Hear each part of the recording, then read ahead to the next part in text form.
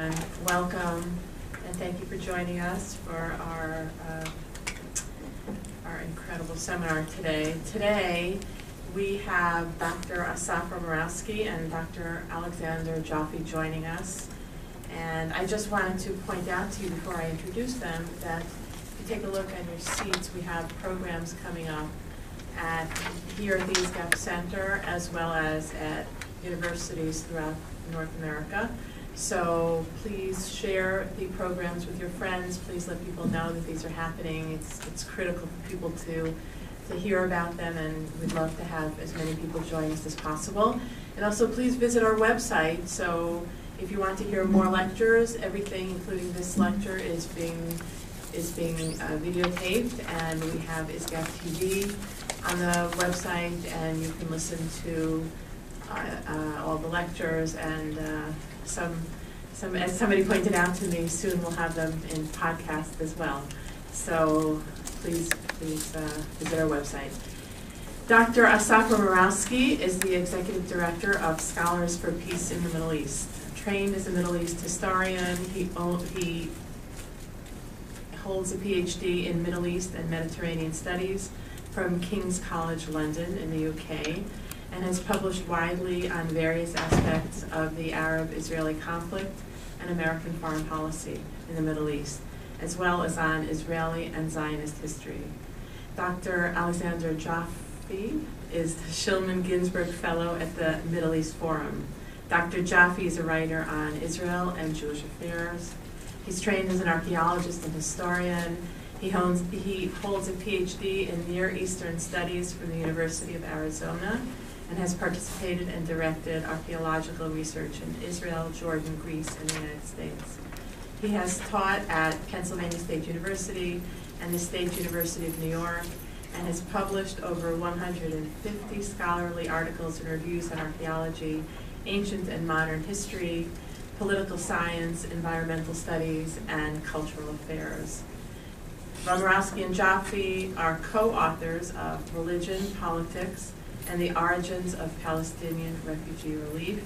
And I understand today they'll be speaking as sort of a tag team. So I welcome them, and thank you so much for being here, and enjoy. Thanks for having us. We want to talk about this new book, but I want to frame it a little bit more broadly. The study is about the role of the American Friends Service Committee in 1949 and 1950 in organizing and providing relief to Palestinian refugees in the Gaza Strip. And this is a historically an interesting and mostly untold story, but it has broader ramifications that I think will be interesting to ISGAP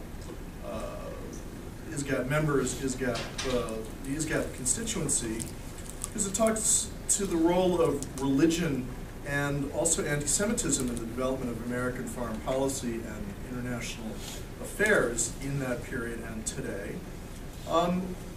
The American Friends Service Committee and the United Nations program that it was participating in are the precursors to UNRWA, the United Nations program that has since 1950 provided relief and much more to Palestinian refugees.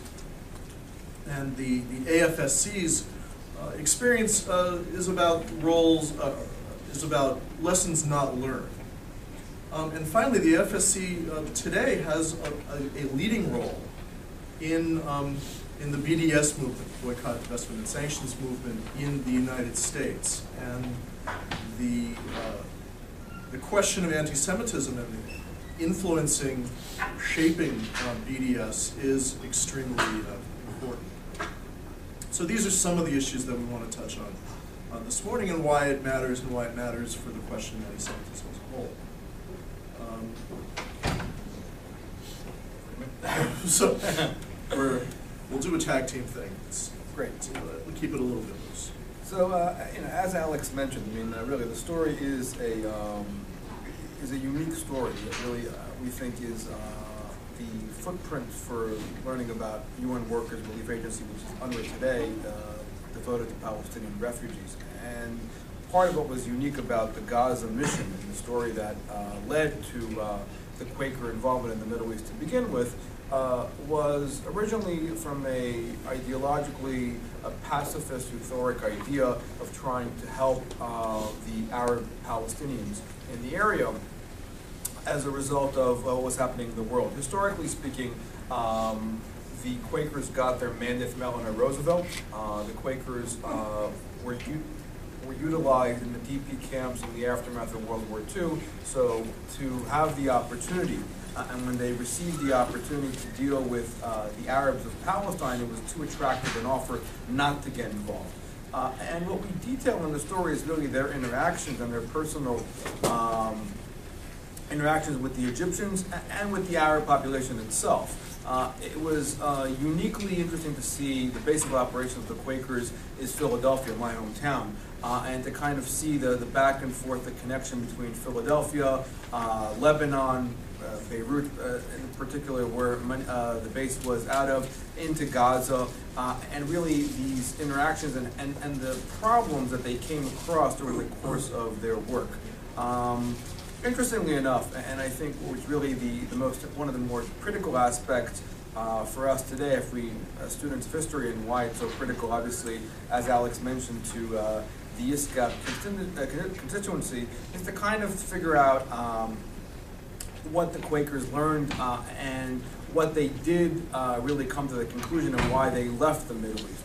The project itself was an 18-month project in Gaza. And what was interesting about the Quakers in their entire understanding, which was Quakerism, for those of you who are not aware, is less about worshiping than it's more about doing. And part of the doing aspect, the Quakerly way, was helping people reach a level of sustainability, ability to rehabilitate themselves, and to actually get to a point where they can become, self-sustained. This was actually American foreign policy in the Middle East in the 50s and 60s. Reintegration, rehabilitation, and resettlement. And the Quakers actually came with that understanding that they could help solve the problem of the Arab Palestinians and to actually become fully sustainable. What happened was, and what's interesting about this entire interaction, that they've come to the conclusion at the end when the UN steps in the 1950s, is that there was no real interest to actually resolve the problem. And they come to the conclusion that the United Nations is a bureaucracy that's not going to solve the problem and actually is going to maintain these refugees in their current status. As a result of that, that was the impetus for the Quakers actually leaving the Middle East. And one can make, and one should be making, the real understanding that had UNRWA learned from the Quakers anything, they could have learned that the bureaucracy is going to perpetuate the problem and not resolve the problem. And that was one of the few things that I think that, with all the politics and the religiosity involved, from a policy standpoint, that the Quakers understood that there's not going to be a resolution to the problem, even though they tried very hard, but actually a perpetuation of the problem that leads to UNRWA's problems today. It's important to emphasize that Quakers and Quakerism is a Protestant, a deviant Protestant sect from the 18th century. It's one of the historic peace churches in the United States. They were persecuted in England, came to the United States, settled primarily in Pennsylvania, and the influence on American society and American culture is really quite significant and often understated or underappreciated. They created a network of educational institutions, of charitable institutions, and the ideology of charity, the ideology of giving people skills, was extremely important to Quakerism throughout. But they're also pacifists, and they're also the smallest American Protestant sect. historically, and even, I think probably today all of Protestantism in the United States is very much smaller. So if we're to try and understand where Quakerism fits into the American Protestant landscape, particularly with respect to anti-Semitism, which shaped their relationship with Israel, and prior to that, shaped their relationship with Jews, and which shapes their relationship with Jews and with BDS today. Quakers believe in the divinity of Jesus, but they don't have an organized church. They don't have an organized ritual set. It's a series of sort of practices, but there's no liturgy and there's no hierarchy. The American Friends Service Committee, which has emerged in the last century as the closest thing to a kind of church that Quakers have, only goes back to 1917, and the American involvement in World War I. Prior to that, Quakers, well, during World War I, Quakers were actually imprisoned because they refused to serve in the U.S. military. And the service committee was constructed by a series of Philadelphia Quaker leaders as a means to provide alternate service. They ran ambulance services, they dealt with refugees, and at the end of World War I, they were operating really worldwide, and they became, in effect, both an early non-governmental organization that had, by the 30s and certainly by the 40s, an enormous reputation and enormous influence. But they were never a church. Quakerism then and is still today organized around local meetings. There's a meeting in this town and that town, and so on, as are Mennonites and other groups, other peace churches. But the role of the AFSC is unique in that, coming out of World War II, when they were active both during and after the war, particularly in Europe, dealing with millions of displaced persons, they were active in Asia, also in South America. They had an enormous reputation as effective, non-partisan, non-political deliverers of aid and deliverers of skills. And their emphasis was skills. They were, unlike other Protestant sects, their orientation was absolutely not towards missionizing. Now, having said that, like all other Protestant sects, they were very active in the Middle East, creating institutions going back to the beginning of the 19th century, first half of the 19th century, creating schools and hospitals in particular. But they were very unsuccessful converting anyone to Quakerism. And in general, Protestant missionaries in the Middle East were extremely unsuccessful converting anybody to Protestantism, except for Eastern Christians, who found it advantageous to become Protestants, as opposed to, because that put them under the aegis of Western powers, Britain, France, Germany, and Russia in particular. No, not Russia, sorry. It's Orthodox Church.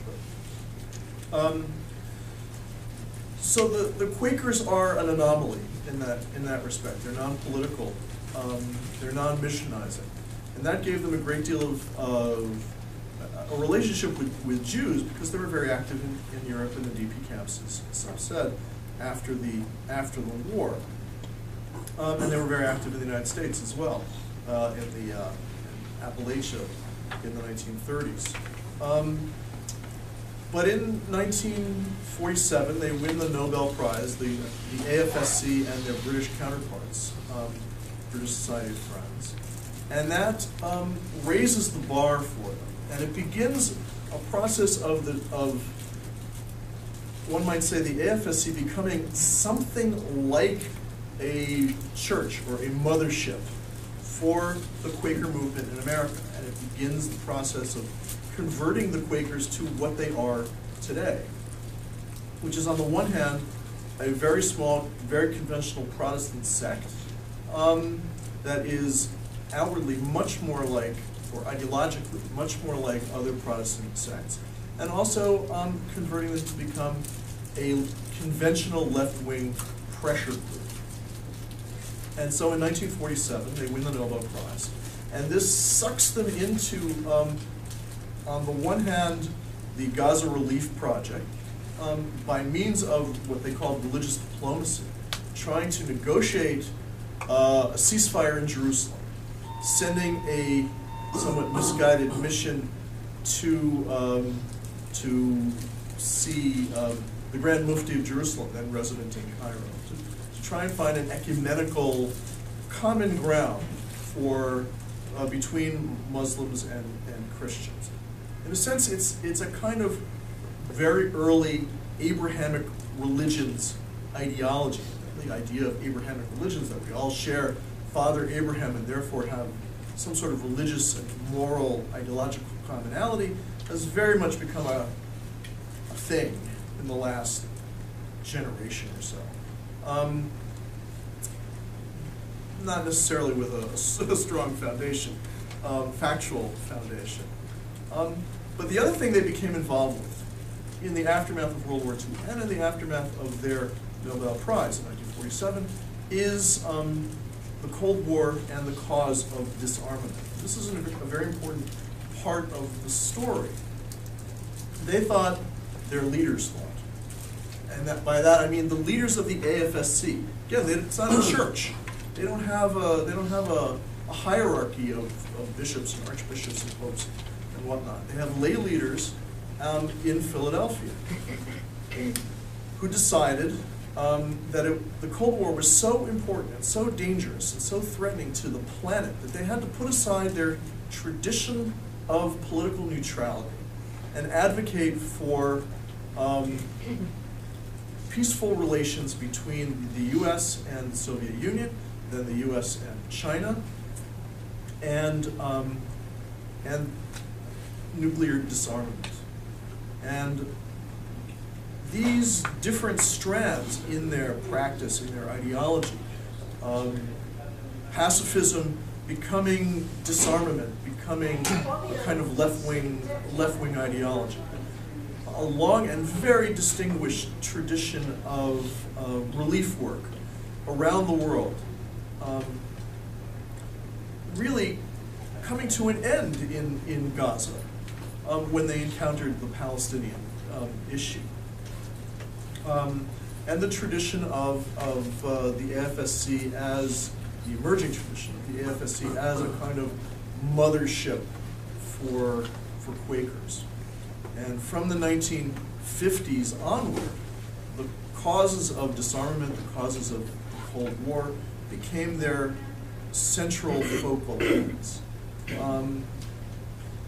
And have shaped, and which by the 1960s, turned the AFSC into a very conventional pacifist organization that was adamantly opposed to the Vietnam War, adamantly opposed to the American role in the world generally, overall favorably inclined towards the Soviet Union and towards the People's Republic of China, which set them up for 1967,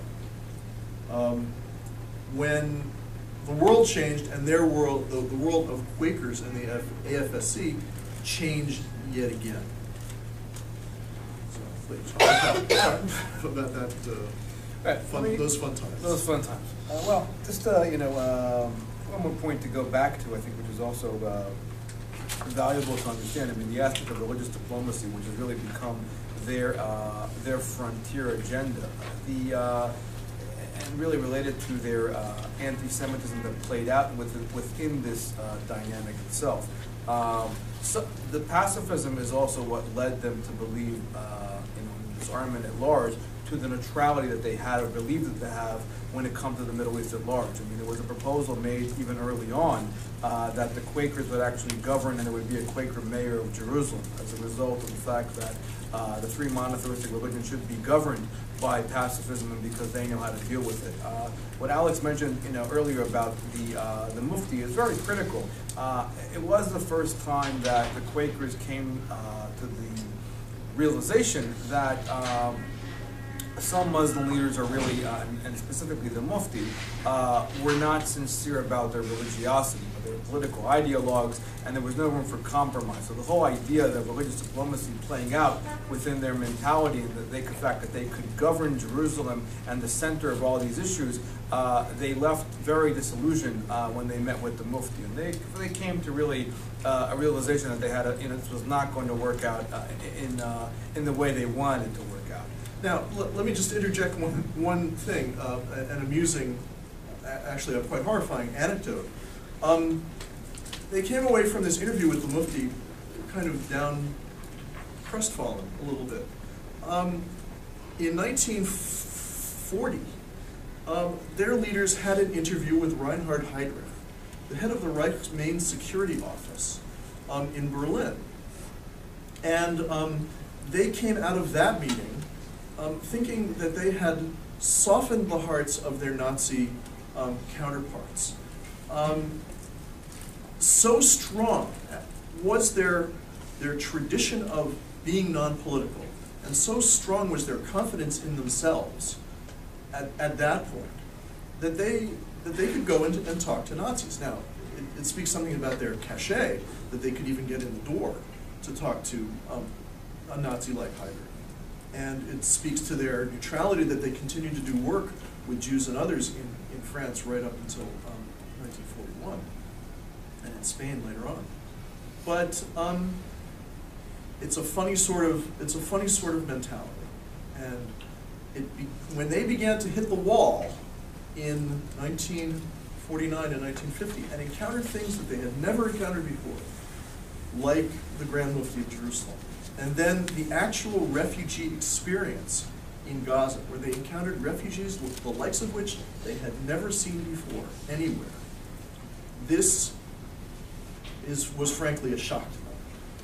And really, that's really it was more the correlation of religiosity and politics, which we all know very much embedded within the Arab-Palestinian narrative, is exactly the point that Alex is making, which is really the shocker of how to even deal with the Arab population. I mean, this was where they, for example, encountered and really the colorful interactions between Gaza and Philadelphia about the double counting of Palestinians, the inflation of numbers, the lying. I mean, this was all part of something they were trying to figure out how we can deal with this and work within what they defined as normal Quaker clients, more or less, when you're looking at what they had to deal with in Europe, and here they are dealing with this newfound environment.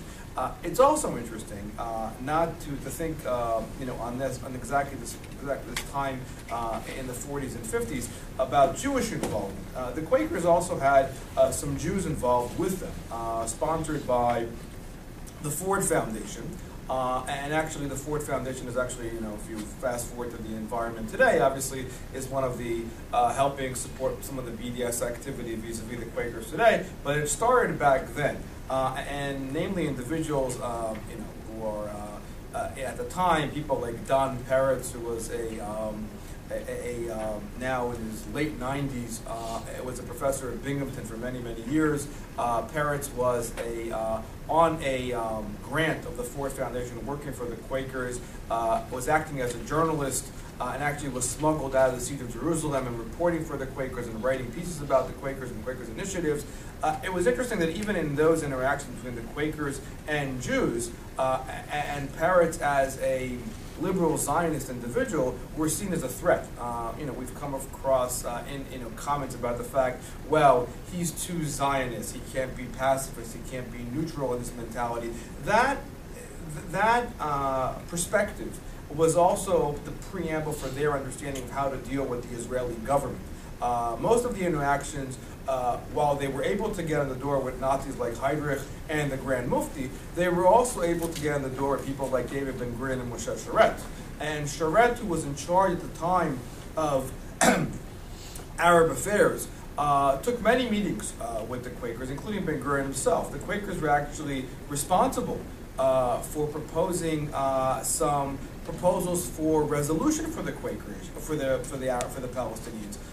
There was already agreement in 1951, in the 1950 and early 50s, brokered by the Quakers, where they were trying to, where the number on the negotiating table was close to 350,000 of the original refugees of 1948, 1949, depending on how, looking at the numbers of the aftermath of 48, 49, we're talking about close to 700,000. The numbers, 15% vary between Benny Morris and Ephraim Karsh. But as far as the numbers go, the proposal itself was to take in that number. The only caveat was to accept Israel's right to exist in peace. And again, when the Arab world and the Palestinians rejected those offers, again, was another sign for the Quakers how this is not going to move along.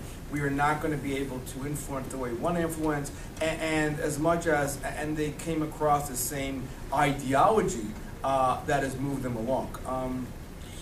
It was something that they had never encountered before. They never had encountered refugees who wanted to stay refugees. And this was profoundly confusing and disturbing to them. They had by that time 35 years, say, of experience with various refugees from around the world. And their orientation was, you give them skills, you give them education, you give them medical backup, you give them what relief aid is necessary, and then they go on their way, and you go on their way. Everything is the relationship is limited, and the Quakerly way is a sense of human dignity demands that the refugees themselves get back on their feet and resume their lives. This was not the approach that the refugees themselves wanted to take, and there's a wonderful. There are all sorts of exchanges between the Gaza field personnel for the AFSC and the Home Office, and with they're talking to the UN and they're talking to the State Department. So there's this one exchange in 1949 where one of the AFSC personnel is reporting back to the Home Office saying there was a protest when a UN official came and the Palestinians were holding up signs saying, "Send us back home, compensate us, maintain us until we are refreshed." And I think this is marvelous because I think that really captures the essence of the ideology, Palestinian refugee ideology, that had been fully formed in 1949. And arguably, things are not a whole lot different today. The AFSC, the UN, the international community was then caught in between all the Israel, obviously, and the Arab states. The Arab states were very happy to consider accepting more and more and more development aid for their underdeveloped countries, which the U.S. was beginning to propose starting in 1950. A sort of extension or based on the idea of the Marshall Plan, that raising everyone's boats around the world, not only in the Middle East, but in Asia and South America, would encourage Arab countries to resettle Palestinians. And the Arab countries were very happy to take the money, but they were quite adamant about not resettling Palestinians. And that was, just to add one more point there, is exactly where this is where it feeds in nicely into UNRWA's role at large. When UNRWA takes over the entire mentality, and the mentality that is within the Arab world at large, that the refugees are there forever, as a symbol of the atrocity of 1948, i.e. the Nakba, and the Nakba mentality should remain the constant theme. I mean, the quote that Alex, colorfully quoted for you, really is, the ideology was already cemented by 49. It wasn't anything that was going to change. And this was the disillusionment that the Quakers had. I mean, they were actually asked by UNRWA, when UNRWA took over, by the first Secretary General of UNRWA, Kennedy, who was a Canadian, to stick around because they had the fieldwork expertise. You knew the population, you dealt with them, you know exactly what their needs are. And even if there was money on the table and there were different proposals, even though there was never enough resources, they basically said we had enough because they were so fed up with really, everything that they came across with this fermented ideology that existed so much within the Arab Palestinian population that there was no way to change that. And every interaction they've had with the Arab leaders, even with the Egyptians and with others, all came to the conclusion this is going to be going on forever and ever. And in their final words, while they leave, they say that this is going to be a problem that really it has no end. That being said, as we've described historically, as time goes by, it has not stopped them from seeing disarmament and the threat of the Cold War and their involvement in the anti-war movement as part of the flagship of what they do. They also come to the conclusion as we go forward, and by the time we get to the 1960s and the Six-Day War, and then by the time we get to 1973, is that they do start seeing the Palestinian issue as a byproduct of this larger historical environment that's happening around. They're victims of that mentality, and there is what is considered, what I would, we consider to be this kind of replacement theology that exists within this mentality, where the Arab Palestinians becomes the Jew, and you have this kind of flipped narrative of the David and Goliath, even embodied within the Quaker narrative. That is the background there for why they're now getting involved in BDS activity. The actual work itself ended in the 1950s, which was the preamble for their work. Now, since the 60s and onward, we started seeing much more pamphlets coming out about understanding the right of return, the occupation, and this was all done under their view of the world of Cold War threat, disarmament, and whatnot. One of the heads of the Quaker leaders, the lay leaders in Philadelphia, Clarence Pickett, used to be picketing the White House, the anti-war movement, but then would come again to the White House dinners under Kennedy. So you would have that back and forth where he would still be, but he would still be invited again, speaking to the cachet of the Quakers, allowing them to get in the door into all these places while protesting and pushing the ideology at the same time. The turning point is really 1967. It's the turning point for many things. The Quakers had been out of the Middle East and really not involved with the issues after 1953. That's when the last Quaker personnel left the region. They sent a few letters to the editor in the intervening years, but they weren't really involved, and they became much more involved with Cold War issues. They were central to the anti-war movement in the 1960s. They actually had they sent medical aid and other aid to North Vietnam, which caused a huge schism within the AFSC itself. Obviously a tumultuous time for American society as a whole. But they put their bets on what you could call a very conventional left-wing approach. Fortunately for them, you might say, 1967 comes along, and their interest in the Middle East is rekindled, and their interest in the Palestinian issue is rekindled. They, as I mentioned earlier, they had built schools in Ramallah and also in Lebanon, going back, I think, in the 1850s. And so they had a small but significant presence in the region and in Jerusalem. After 1967, the region as a whole is really back on everyone's map in a new and more significant way. And in 1967, late 1967, I think, the American Friends Service Committee, for whatever reasons, decides to make the Middle East, the Arab-Israeli conflict and the Palestinian issue, a full-time focus. And they set up an office in Jerusalem. And they send a full-time person out there for the first time in 15 years.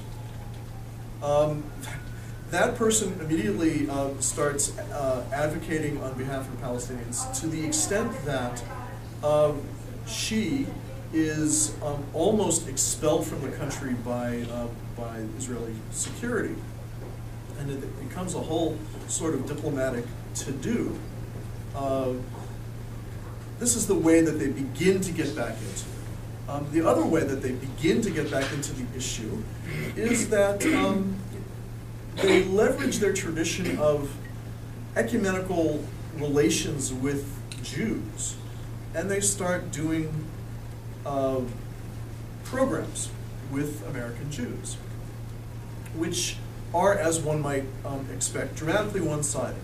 So Palestinians come in and harangue the audience and the Jews, again, under the aegis of the Quakers and the AFSC. And the American Jews are supposed to sit there and shut up and accept this and not say anything because they can't challenge the Palestinian narrative.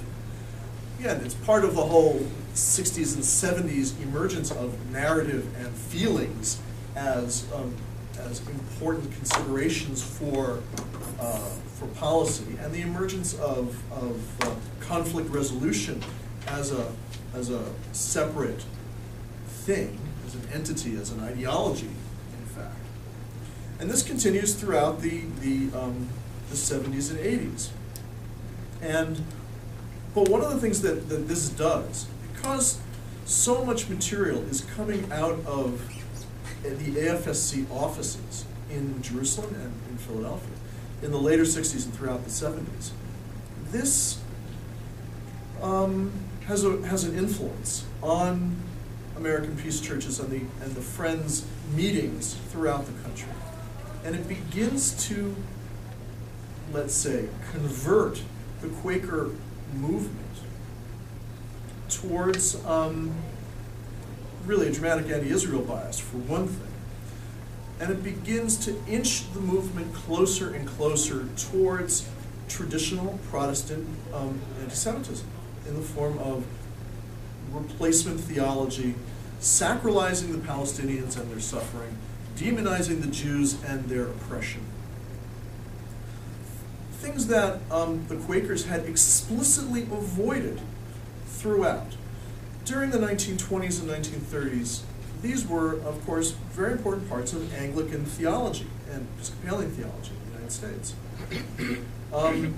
The Anglicans and the Episcopalians had, for one thing, very important infrastructure throughout the Holy Land, and really all around the Middle East, far more extensive than the Quakers ever did.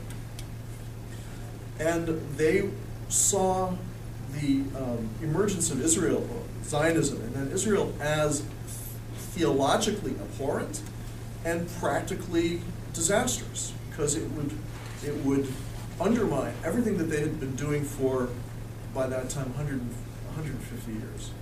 It's also important to know, just to interject one point, I mean, those same individuals, which talks about really how the same kind of theology and ideology has cascaded.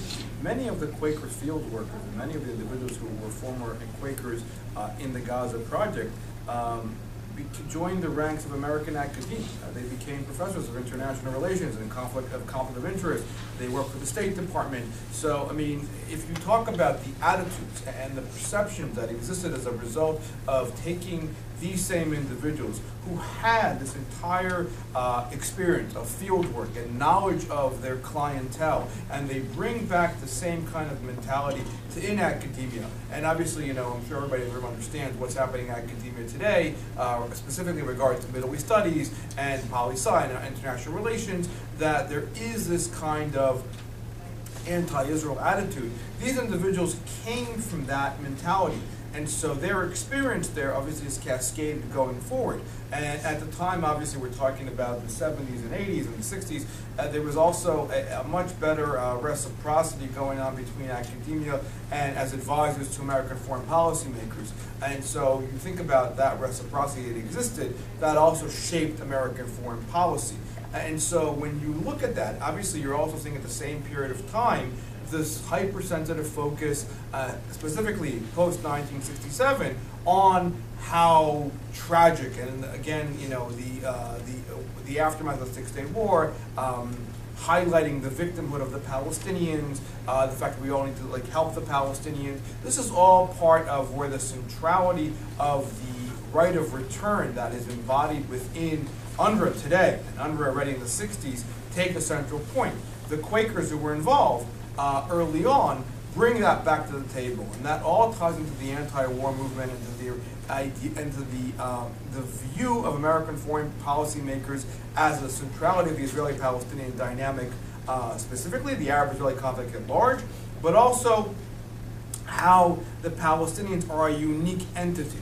And again, as I mentioned before, the fact that this was the first refugee population I've ever come across that never wanted to leave and wanted to maintain their refugee status has also caused them to believe that they, like UNRWA claims and has claimed when UNRWA was created, as a special group within refugee populations, the Quakers take on and adopt that narrative as well because of their experience. I mean, it's critical to understand how it shaped all of this and why they've been involved in all these activities as we've seen, you know, today.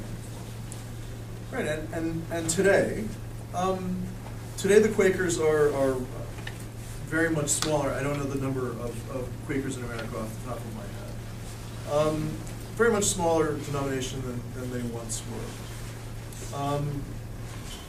As are all the peace churches, as are all of the Protestant denominations really across the board, the non-evangelical denominations.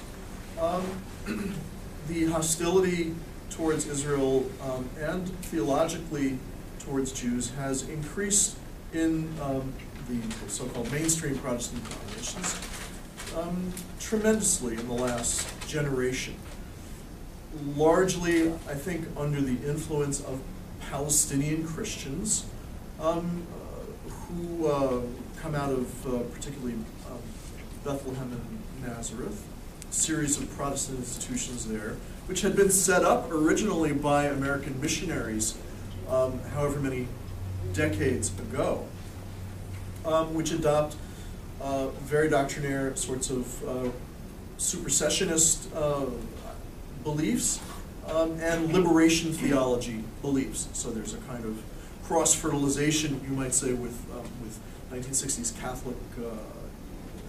Catholic thought, which has then in turn gone back to the the mainstream Protestant denominations in the UK and in the US, which has gone into Quaker ideology as well.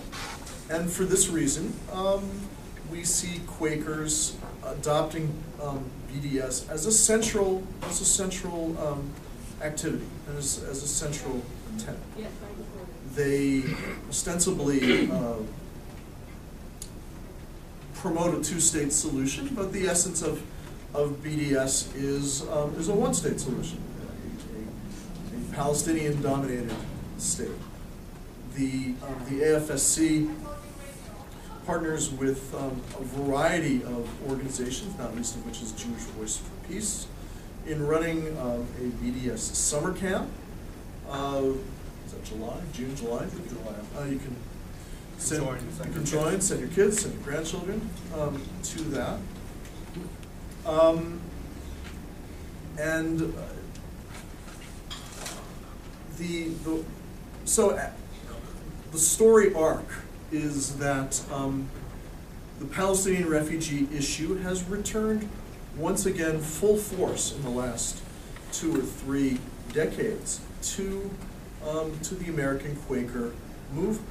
And their small experience, small, significant, and very positive experience in Gaza, providing relief more effectively than any other organization before or since, far more effectively than contemporary organizations did.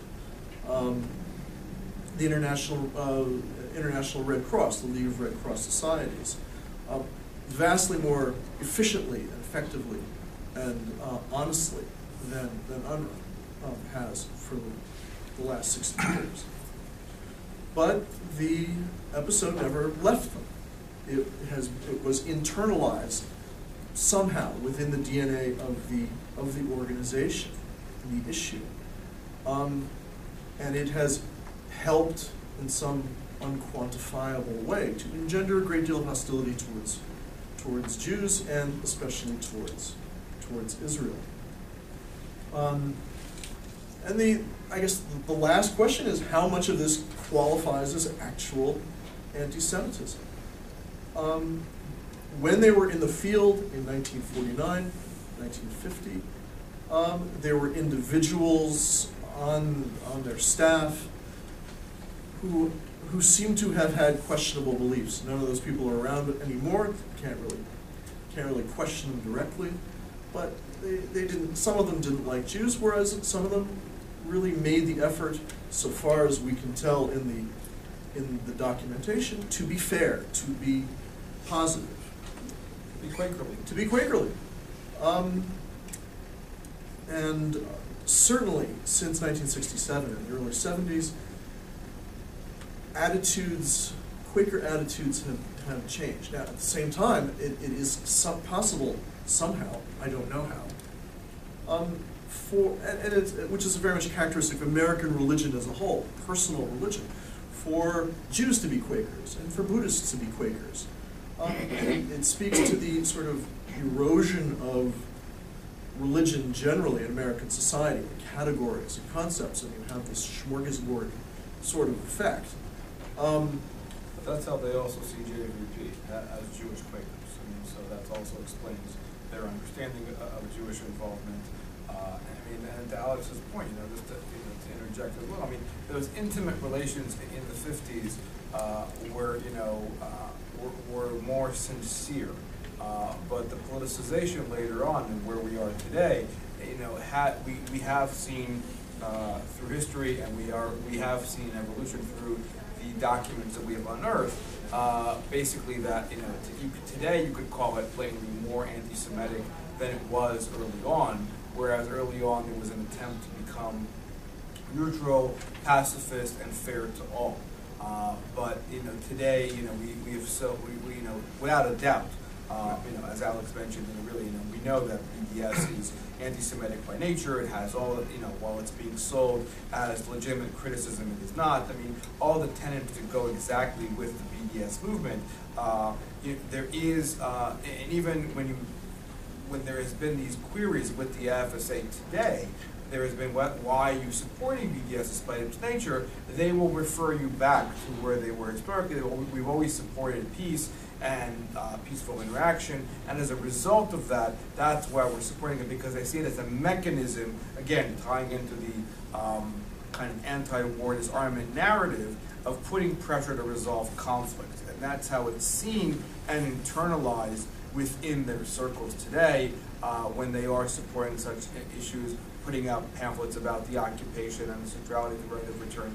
All of that feeds into this internalizing the centrality and the fact that something needs to be done about it, and BDS is the answer if you want to make it done efficiently, effectively, and now, which is really how it's seen.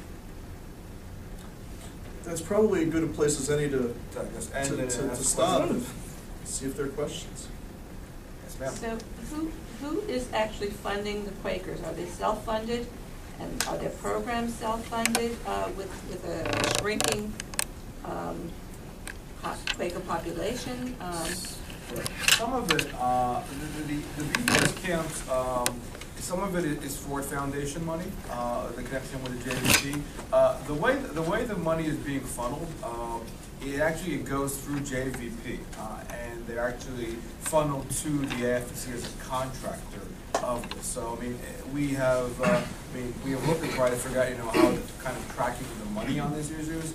but a lot of it is for foundation money that used to give in the past and now coming back, private donors, Palestinian sympathizers. You know, there's a lot going on related to that kind of activity. Also, individual donations. I mean, people, you know, who support, who are Quakers, are giving, again, as we've spoken about, you know, that the AFSC itself, these kind of town hall meetings and these committees are the worshiping, and that's the actual worshiping activity in itself. The fact that they can do something about it has also generated monies. Interestingly enough, you know, to that end, you know, because of how they saw the call to action, the severity of things in the Middle East, many of the people early on were business individuals and other people who left their businesses in order to support the Quaker cause because of they could do that, and it was the right time. And many of those families still continue to give. You know, in Philadelphia, and obviously, you know, in Pennsylvania, many of the colleges, you know, which house the archives, from Swarthmore to Bryn Mawr to Haverford, are all Quaker schools. And so they have established large endowments that have been helping support some of these initiatives. Please. When the Quakers left Gaza in the 1950s, had they bought into the Palestinian right of return? Because it sounds to me like the fact that they were prepared to leave. At that point, no. Didn't No. quite At that point, no. And how did that turn?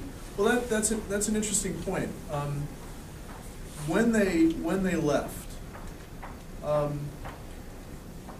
it was a headquarters decision.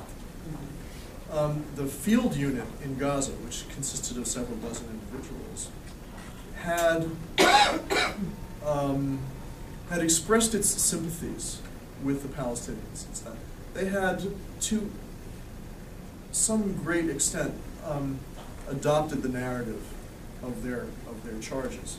And it's interesting that they wrote a letter to the head office saying, we feel strongly about these issues, we sympathize strongly in all these ways, but we feel that we have to go, because we have to leave, because it's not Quakerly to stay and to continue the process of just giving welfare, which would deepen the moral degeneration, is the term that was used, of the Palestinians. This letter was then leaked by the headquarters and showed up in a statement read by the Secretary General of the United Nations.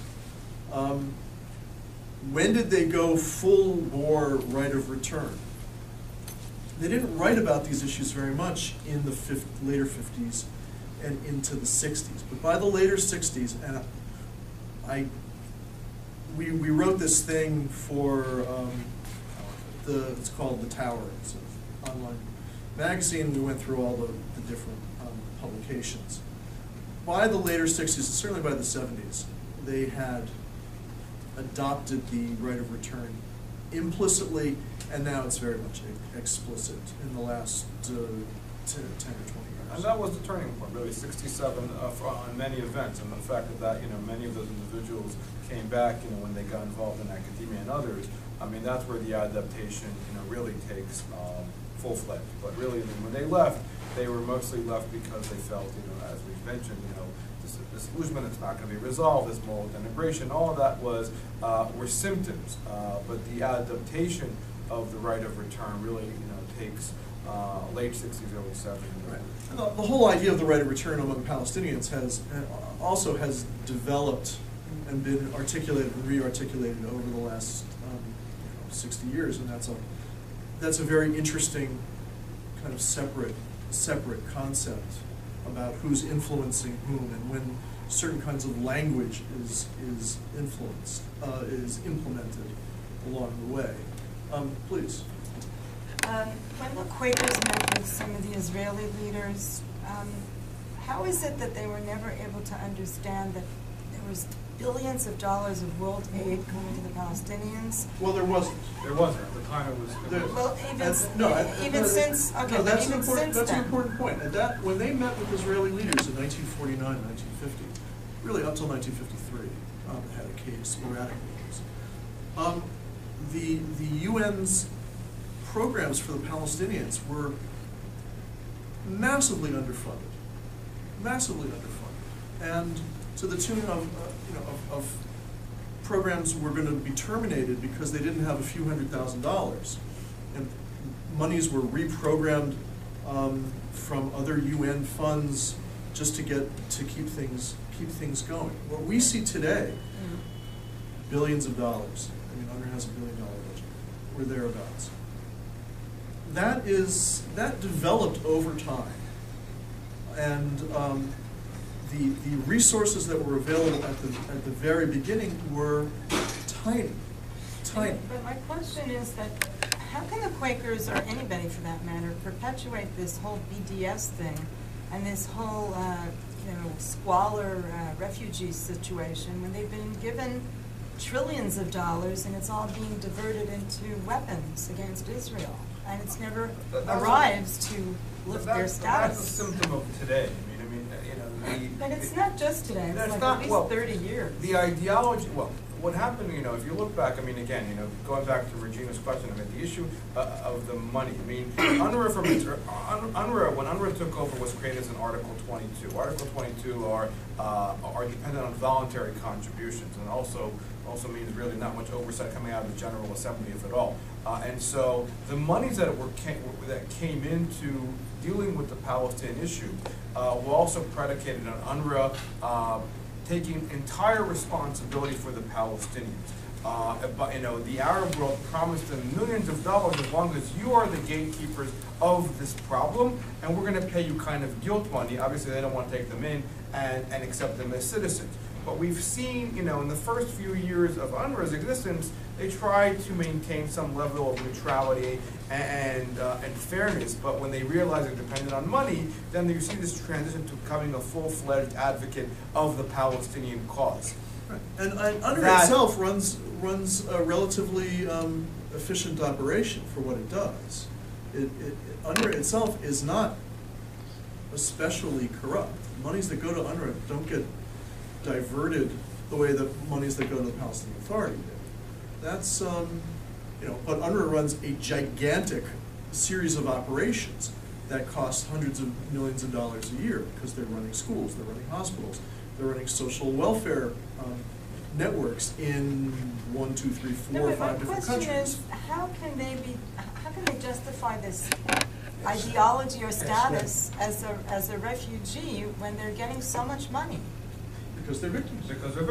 It's the only population of refugees worldwide that you can be a refugee for life. UNRWA is uniquely defined a refugee from 1946 to 1948 and their descendants. And we have, Alex and I have over the years, we've done a lot of work on UNRWA. We have written and we've shown how but a slow but gradual expansion of definition.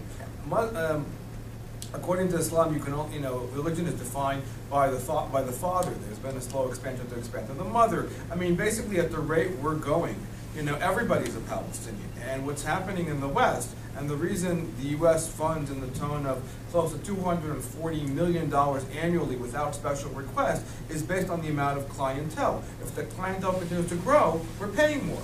And so it's the only population where there's an inflation of numbers, where a decrease. There have been approximately 145 million refugees since World War II.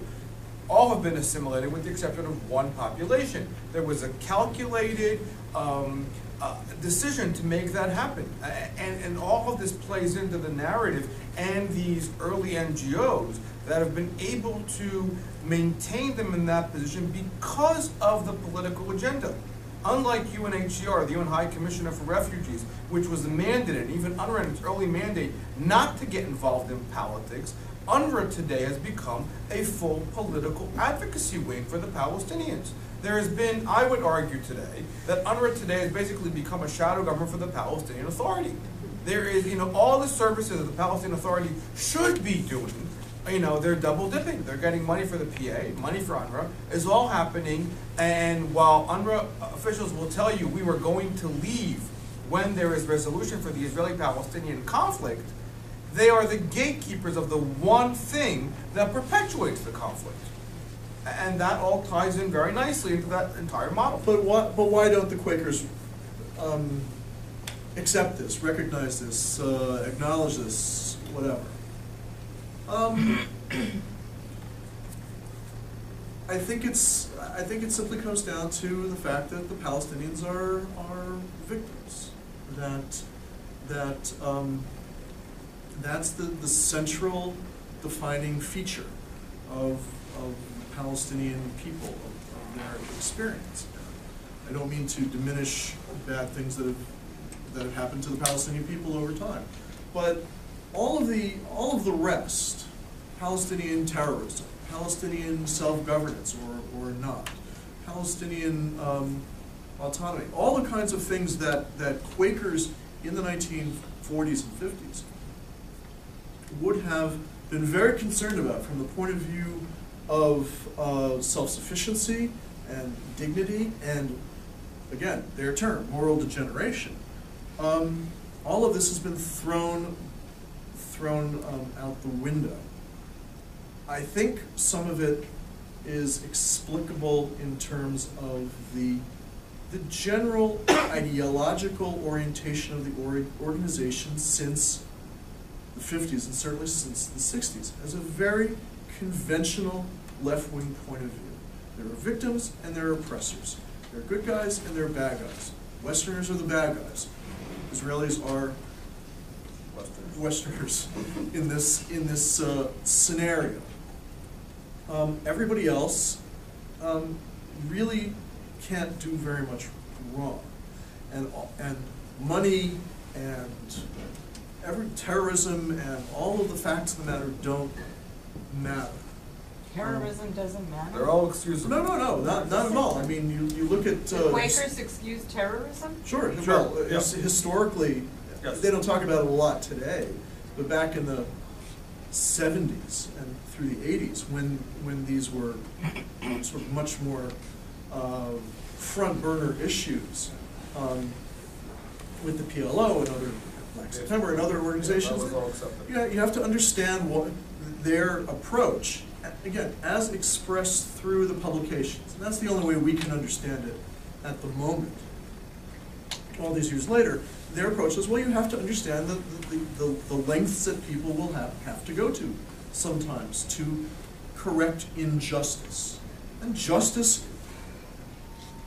is a very important thing, but justice is an ever malleable kind of concept and construct. And so in the name of justice, people do all sorts of things that may or may not be so good. But don't they ever examine the way the Palestinians are oppressing themselves by their Hamas leadership and Fatah leadership? Hamas leadership is the officially elected. Right, but they're oppressive to their own people. It's irrelevant to their narrative. It's not, Hamas has been able to, Hamas today actually steals UNRWA goods that are given for free to the Palestinians and sells them to the Palestinians. So they use and Again, abuse them. this is something that in the Quaker view, so far as we can understand it, again, from reading websites and talking to people, from reading their documents, they may not condone some of these things, but they understand them. These are things that happen because of injustice and oppression. And that covers a lot of sins, please. Yes, can you give me a citation from an actual Quaker publication which states that the Palestinians want to remain refugees? They want a publication today or No, historically? a publication at any time that can be cited by me or anyone that the reason that they left originally, or however it's phrased, is because they ran up against a population that desired to remain as refugees, and they had never run up against them before, or anything according to them. similar. We didn't bring an actual copy of Our book. minutes. Our book has, yes, in our book. Yes, our book. In the book. In the book, it In has your all the book, quotes. there's an actual Yes. Quaker Words to that footnote? effect. Yes, yes. All, in the book itself, if you get a copy of the book, in the documents going, in the original documents going back and forth from Philadelphia to Gaza, those kinds of sentiments are all there and those languages there, yes. Taken from Quaker literature. Taken from official Quaker AFSC documentations on Quaker letterhead sent from Philadelphia to Gaza. So why doesn't that get cited over and over again now by various Well, organizations? Nobody knows. This story that we are telling to you today, the Quaker story, is one of the less well-known stories ever told. People know about UNRWA, people know about the Palestinian refugees, and this 18-month project that existed in Gaza, where which is a small part of history, is not as well known. When we go and we talk about this around the country, and even more so now with our book out, people don't even know the Quakers were involved in the project, and so it's. Telling this particular story is new and original. We like to think that it is, but at the same time, we hope so. This issue of recognizing that Palestinians historically stated that they wished to remain refugees in the absence of full repatriation to their homes in Israel. There are documents, there are interviews, there are statements to that effect that are all over the place. I don't understand. There's an endless series of Jewish organizations who are consciously trying to get the message out to counteract the fact that Palestinians are victims. Well, that's. And none of them utilize this kind of information, which would be That doesn't mind-boggling. stop them from being victims. They're It still doesn't victims. stop- yeah. Because they want to go back to No, what was no, their that's original not home. true.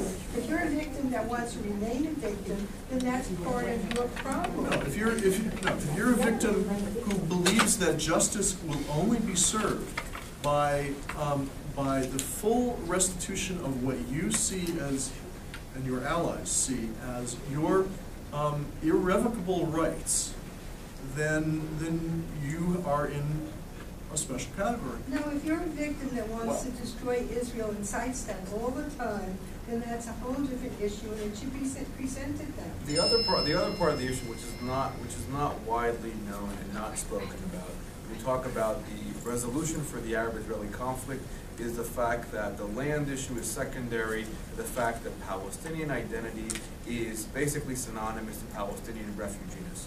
And many of the groups out there that talk about resolution, there's a greater focus on the land issues than on the identity issues. And to understand the victimhood mentality of the Palestinians, one needs to understand how entangled Palestinian refugees is within Palestinian identity. That is to say, that to say about the Palestinian, you are no longer a Palestinian refugee, meaning you're no longer a Palestinian. And even, remarks that are made today by the PA, going to of late this Mahmoud Abbas, saying, who am I to tell somebody that he does not have a right of return? That was made maybe 3 weeks ago during these negotiations with Kerry. And other comments along those lines are emblematic of that exact sentiment. And the amount of backlash that he got from people who continue to lead organizations in the Arab world promoting the right of return will tell you that time after time. And that is what needs to be understood. And that's what's lacking from the conversation. Your message is very interesting, and it should be proposed or presented as the major message. The Palestinians are not victims. They are aiding themselves in becoming victims. Israel has become the victim of all of this, and that's what should be presented. The media and that message is completely wrong, and it keeps getting reproduced over and over again. Look, if you go back to the 1950s and you look at arguments about these issues, about who created the Palestinian refugee problem, how many refugees were there, what would be ways to resolve the issue. All of these kinds of discussions were had, and the American Jewish committee was involved. The Israeli diplomatic corps was involved. Various commentators were involved, and at a certain level, there is nothing new under the sun. We added in a couple of interesting details, but all of these arguments, all of these issues have been out there since the very beginning, and people unfortunately, hear what they want to hear. And They hear the what parameters the are media presents to them, and they buy it. That's what they hear. the media is a separate issue. And why that is the case is very much a separate. That's what I A read separate to, and issue. it's not a separate issue. Yes, sir. The impression I get, the Quakers were kind of weak on the Soviet Union. So are they the tip of the leftist spear in America on Zionism and Israel? Do they I wouldn't turn? call them the tip. Look, they came at it from their religious orientation and their pacifism, and they've moved much more towards a conventional left-wing political orientation, which has anti-Zionism as a central focus, and they've picked up more conventional Protestant anti-Semitism along the way. Where they fit into the constellation of groups and activities is an interesting question. I think arguably they're not all that influential in many respects. They're certainly not as influential as they once were in the 1940s and 50s. They don't have the same following. They don't have the same numbers. They don't launch huge campaigns and get major world religious leaders to sign on, and so on. What they do still is grassroots activities.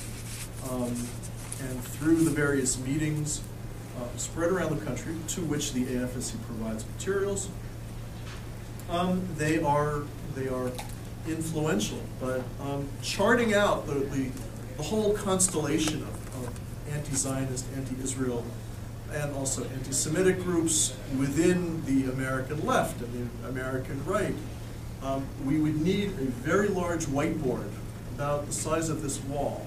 And it would be a terrific exercise. That and a couple pots of coffee and some Danish, and we're ready to go. Maybe a martini or two. At least. Thank you very much. Thank you so much. Thanks. Lessons not learned. And finally, the FSC today has a leading role in the BDS movement, boycott, divestment, and sanctions movement in the United States, and the question of anti-Semitism and influencing, shaping BDS is extremely important. So these are some of the issues that we want to touch on this morning, and why it matters, for the question of anti-Semitism as a whole. So we'll do a tag team thing. It's great. We'll keep it a little bit loose. So, as Alex mentioned, I mean, really, the story is a unique story that really we think is the footprint for learning about UN Workers Relief Agency, which is UNRWA today, devoted to Palestinian refugees.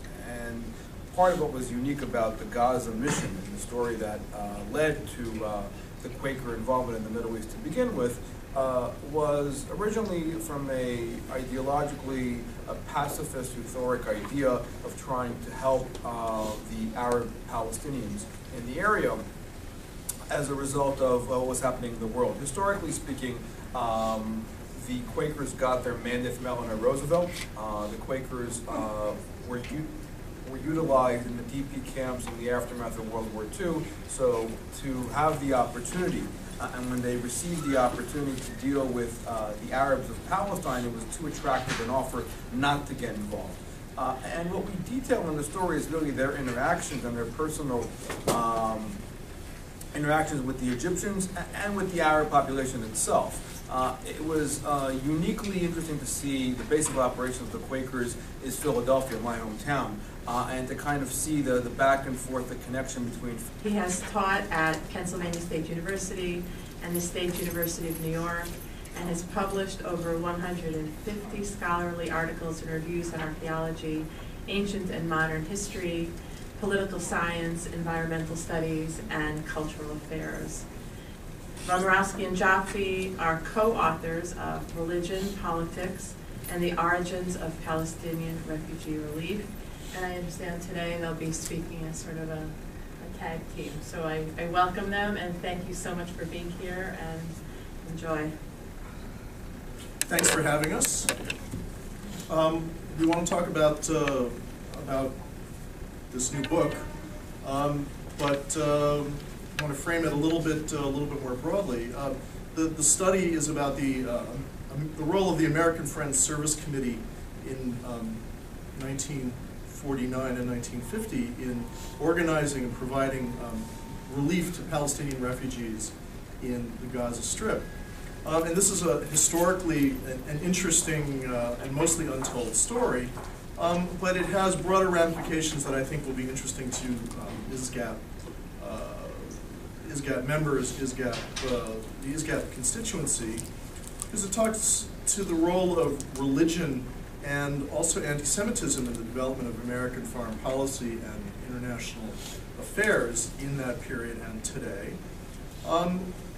The American Friends Service Committee and the United Nations program that it was participating in are the precursors to UNRWA, the United Nations program that has since 1950 provided relief and much more to Palestinian refugees. And the AFSC's experience is about roles, is about... And welcome, and thank you for joining us for our incredible seminar today. Today, we have Dr. Asaf Romirowski and Dr. Alexander Joffe joining us. And I just wanted to point out to you before I introduce them that if you take a look at your seats, we have programs coming up here at the ISGAP Center as well as at universities throughout North America. So please share the programs with your friends. Please let people know that these are happening. It's critical for people to hear about them, and we'd love to have as many people join us as possible. And also please visit our website. So if you want to hear more lectures, everything, including this lecture, is being videotaped, and we have ISGAP TV on the website, and you can listen to all the lectures, and some, as somebody pointed out to me, soon we'll have them in podcast as well.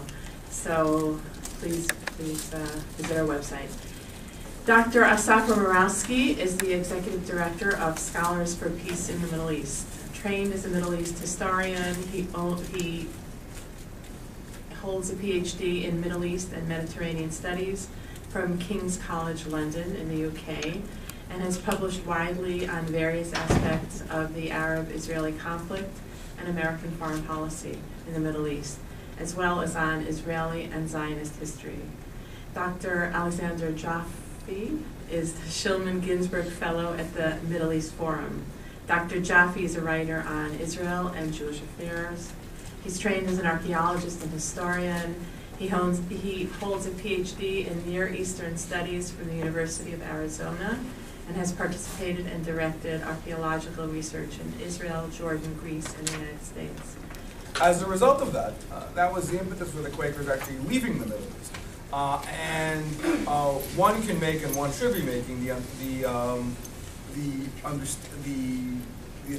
real understanding that had UNRWA learned from the Quakers anything, they could have learned that the bureaucracy is going to perpetuate the problem and not resolve the problem.